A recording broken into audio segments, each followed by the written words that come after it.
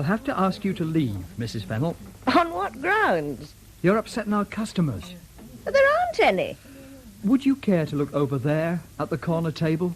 Well, there's only two of them, and I'm sure they're in love, so they know the agonies I'm going through. That doesn't mean they want your troubles along with their soup. I'm sorry about this, sir, madam. All right. We thought it was a cabaret. You would. Look, there's a party of 6 arriving in a minute. I don't want them taking fright when they come in the door. In that case, Rob, darling, is there somewhere private we can talk? I don't see the point. You will. Get your waitress friend to stand in for you. I know she's hovering back there somewhere. Oh, hell. Sophie, will you keep an eye on things while I talk to Mrs. Fennel in the office?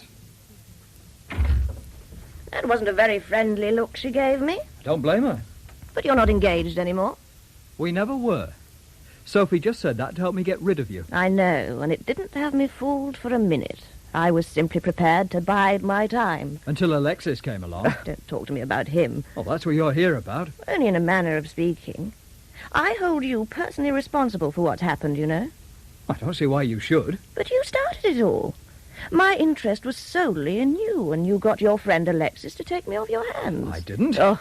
He volunteered. Well, you clearly didn't object. Look, Mrs. Fennel, you might have been interested in me, but I certainly wasn't interested in you. Oh, please, call me Zay. Not in your life. But since Alexis is obviously lost to me, the least you can do is take his place. Well, he did it for you. You mean you really don't care who you have? As long as it's one of us? Well, I prefer you. That's why I came here. Too bad. Oh, but I treat you so well. I saw the way you treated Alexis. You turned him into a tarted-up pet. That's not a relationship. That's ownership. And it's the biggest turn-off I know. Oh, you were only seeing it from the outside. I promise you, you'd have a wonderful time. Listen, I wouldn't have anything to do with you, even if I did like women. I beg your pardon? You heard. You're a bloody little queer. That's right. And I've never felt so glad about it. Where can I find Alexis? Why? Sounds as though he's seen the light. If I don't see him, I shall cause a great deal of trouble. Look, why don't you just cut your losses and go back to your luxury apartment or whatever it is? If you don't tell me where he is, I shall put the matter into the hands of the police. That boy is nothing but a thief.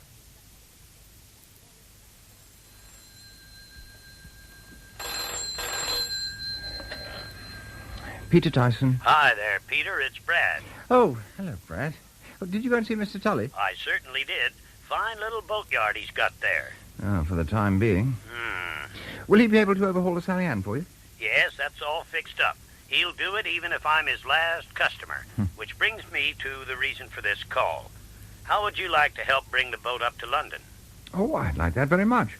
But when? Well, I know your domestic arrangements are kind of complicated, but how about this weekend? Yes, that should be possible. I'll have to check with Liz. Okay. Shall I hang on? Well, could I ring you back later? I don't want to disturb her for a while. She's just gone upstairs to do some work. Bringing the office home, huh?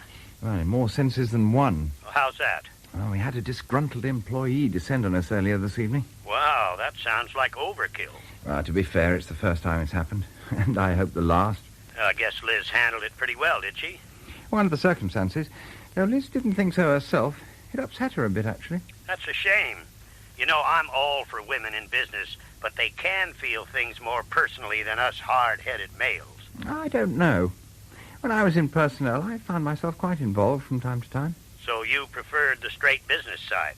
Not necessarily, but it came easier until I got involved in the higher levels. Yeah, I guess it's good to know one's limits. I'm afraid I learnt by bitter experience. Yeah, sure. Look, Peter, you ring me back tonight if you can. Yes, okay, I will. And I hope it will be to say yes. My other crew member is desperate for you to join us. The deal is to come down to Maidenhead on the Saturday so we can get a dawn start on Sunday. Your other crew member? Yeah, name of Jeremy. Oh, well, in that case, I'm sure Liz will give the expedition her blessing. Good.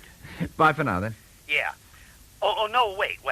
There is something else I want to talk to you about, but I'd like it to be face-to-face. I'll be in town on Friday afternoon. Can I call in to see you? Yes, of course. But if I'm coming to you on Saturday... No, there'll be too many folks around. I'll see you Friday, but you phone me back about the trip tonight, okay? Yes, fine. I feel a right muggins. Why? I kindly welcome Alexis back into my employ. Well, what was it if it wasn't kindness? You gave in to moral blackmail. I mean pressure. You meant what you said the first time. But I only gave in to blackmail because I'm a naturally generous and forgiving man. Of course you are, Matt. Huh. And I love you for it. Even if it isn't always true. Backhanded compliment. But the kiss was genuine. Good. Oh, I still feel a muggins. Here we are with Alexis back on the payroll, and where is he? Hiding away upstairs with his door locked. At least you had time to get a bath in. Just. Aye. What are you grinning for? Well, I'm looking forward to seeing you deal with this creature. I am expecting help, not an audience. Well, Jeremy offered to defend his chum, and you packed him off to bed. I think he's a touch too young to cope with a scorned woman in full fury. Well, I feel a touch too old, but I'll be brave. Yeah, you better let her in before she sets the place on fire. Don't you run away, Matt. I think I'll get myself a scotch, though. Hello. Mrs. Fennel, are you? Where's Alexis? Would you like to come this way? By the way, I'm Lynn Pryor. This is my husband, Matt. How are things? I asked to see Alexis, not your bloody husband. Oh, thanks. Unfortunately, Alexis doesn't want to clap eyes on you, so you've had a wasted journey. In that case, the police will have to be informed. Police? Well, all he did was lose your flaming poodle, and that wasn't his fault. As a matter of fact, Monty is safe at home. Some children found him. So what's the fuss about? It obviously isn't the grand, desperate passion we were all expecting. Isn't it? Well, not when she's gone on about the law. I reckon it's money. How much does he owe you? It's not cash. He has property of mine. Well, you mean things you bought him, like that daft watch? That watch cost a great deal. It wasn't a present, as far as I'm concerned. It was a loan, which he could keep only as long Well, as... the services were being rendered, eh? I don't know. Well, what else did you lend him? A cigarette case, a suede coat. And you need them back for his successor. That's none of your business. I'll go and have a word with him. Want a drink while you're waiting? No, thank you. Oh, please yourself. I think I'll top up mine. Shall I do it for you? No need. That's something I can manage for myself. Since you didn't try and follow Lynn, I assume you've no interest left in Alexis himself. Not after the way he's behaved. But I won't let him make a fool of me. Well, I hope for the sake of peace and quiet he gives over the stuff you want, but legally it's a pretty ropey case you've got. Well, I'm ready to fight it all the same. Yes, I suppose you would be. Sort of thing that gives you a sense of purpose. You don't know anything about it. Alexis didn't see why he should give them up, but here they are anyway. One coat, one cigarette case, one watch. Now perhaps you'd like to go. Willingly. There's certainly nothing to keep me. That's that then. Anyone else we can sort out while we're in the mood? I thought you were intending to keep a low profile. What, after I've been insulted in my own home? Your bloody husband, indeed. What did you think of her otherwise? Well, not quite the old boot I expected. Thank God Alexis has some taste. Well, I don't think I'll offer my services. Difficult walking a poodle in this wheelchair, anyway. Oh, Mr. Brian, how could you let her do it? Oh. My lovely digital watch. It was a proper present, you know. She would have made a lot of trouble if you'd kept it, Alexis. But it had 34 different functions. Did it? Well, you know it did. I showed you earlier. Yeah, but I didn't understand half of what you were going on about. And I don't think you did either. Well, I was learning bit by bit. Look, if it's that much of a tragedy, why don't you run after her? If you're nice to her, she might give it back to you. Matt, what on earth are you saying? It's his life. Yes, but now I am back here. I want to stay. Oh, you do? Sure. I need the rest. You cheeky son. Hey, Lynn. Do you mind opening that top door? Hmm? What am I supposed to be looking for? My old watch, the spare. Ah, here it is. You take it, Alexis. A present for me. Oh, Mr. Pryor. No. Taking a tip from your ex, I am lending it to you. It only has one function, to tell the time. Well, that's very useful at airports and harbours and the like. We can go to Katsos. With this Greek urchin back, we might as well. Oh, Matt. I must go and tell Jeremy, and then we can work out dates. As soon as his term's over... Okay. I'll get me diary ready. Cheers, Dickon. Cheers. Though cheer is the last thing I'm feeling. Me too. I was surprised to see you at the office. Lynn gave me the lunch session off. I got fed up with hanging around at the flat. Wasn't Sophie there? No, she was still due at the restaurant. Before that, she was doing her Mrs. Mopping downstairs. No. So I thought I'd come and waste your lunch hour. I'm glad you did. I was stuck for company.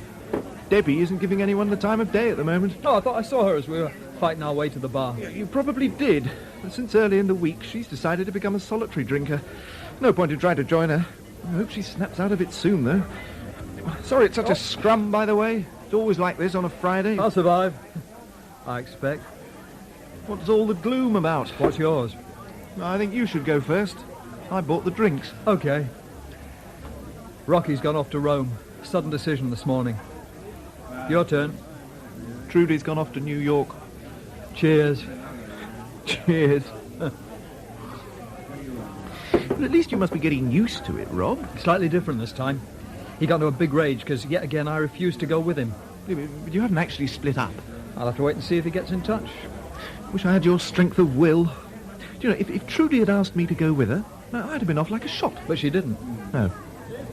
I wasn't even allowed to see her as far as the air terminal. Oh, well. Sup up, and I'll get another round, if they'll let me through. I oughtn't to. But I need it. Good lad. You know, by the time we're through, we'll be really happy. Like those two over there. Where? Oh, you mean Shirley and Morris. You're right. They look even more miserable than us. Come through to the living room, Brad. Right.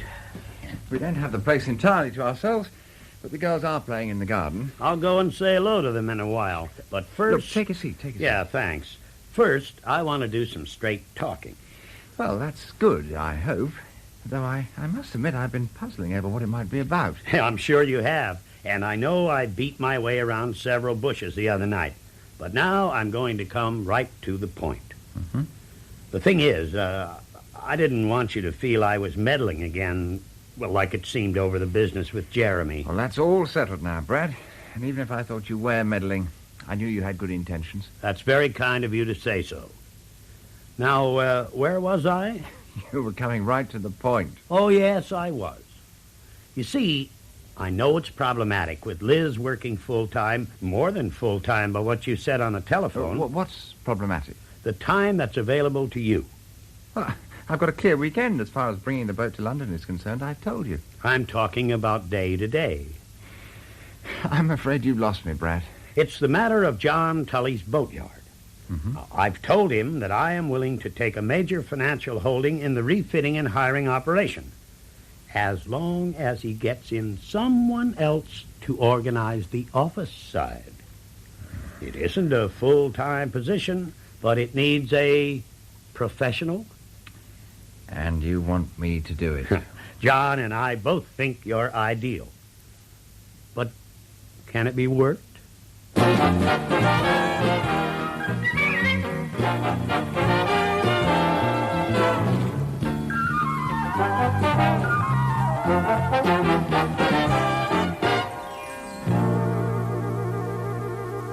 And don't forget, you can hear the final omnibus edition of Waggoners Walk at 5 o'clock on Sunday afternoon here on Radio 2. But now it's back to Tom Brown and much more music. Music just for you.